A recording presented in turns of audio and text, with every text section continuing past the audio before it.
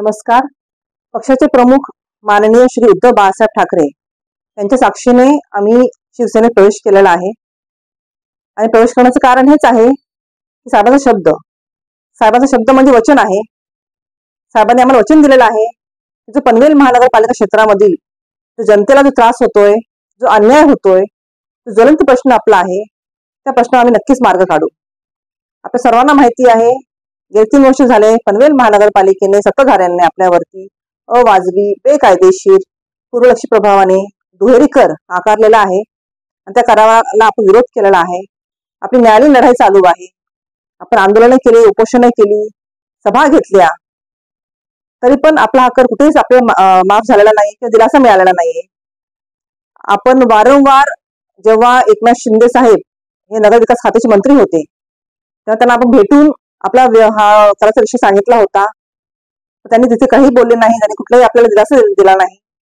त्यानंतर आम्ही अजितदादा पवार त्यांनाही भेटलो होतो. त्यांच्या कॅबिनेटमध्ये आमची मिटिंगही झाली होती. नंतर आमची देवगिरी बंगल्यावर पण मिटिंग झाली होती. त्यातून पण आमचा काही मार्ग निघाला नाही.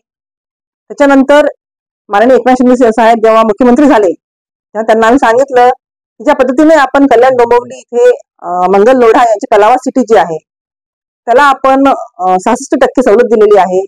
तीच सवलत, तोच रिबेट त्याच धर्तीवर पनवेल महानगरपालिकेला पण मिळावा. कारण पनवेल महानगरपालिकेमध्ये जे सिडको कॉलनी एरिया आहे त्याचं निर्माण सिडकोने केलेलं आहे.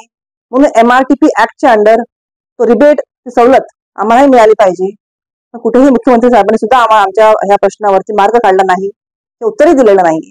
तसेच आम्ही इथले खासदार श्री अप्पा बारणे साहेब यांनाही भेटलो. त्यांनाही मी आवर्जून सांगितलं की आचारसंहिता लागण्यापूर्वी साहेब आपण आदेश काढावा. आपला हा विषय खूप ज्वलंत आहे, आपण ह्याचं गांभीर्याने ह्याच्यावर लक्ष द्यावं.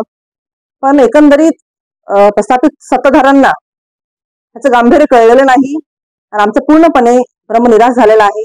त्याच्यामुळे आम्ही उद्धव बाळासाहेब ठाकरे यांच्याशी आमच्या 2-3 मिटिंग झाल्या. माननीय आदित्य ठाकरे साहेब यांच्याशी आमच्या 2-3 मिटिंग झाल्या. त्या मिटिंग दरम्यान आम्ही हा विषय त्यांच्याशी बोललो.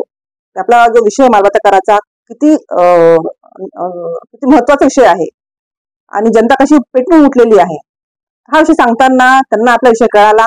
त्यांनी आम्हाला वचन दिलं की आम्ही नक्कीच जेव्हा सत्तेमध्ये येऊ पहिल्या कॅबिनेटमध्येच आपला हा विषय मार्गी लागेल. म्हणून आम्ही आज उद्धव बाळासाहेब ठाकरे शिवसेनेमध्ये प्रवेश केलेला आहे. सध्या आम्हाला कुठलं पद दिलेलं नाहीये, पण नक्कीच आम्हाला प्रमुख पद मिळेल ही आम्हाला आशा आहे आणि 2 दिवसामध्ये आम्हाला ते कळेलच.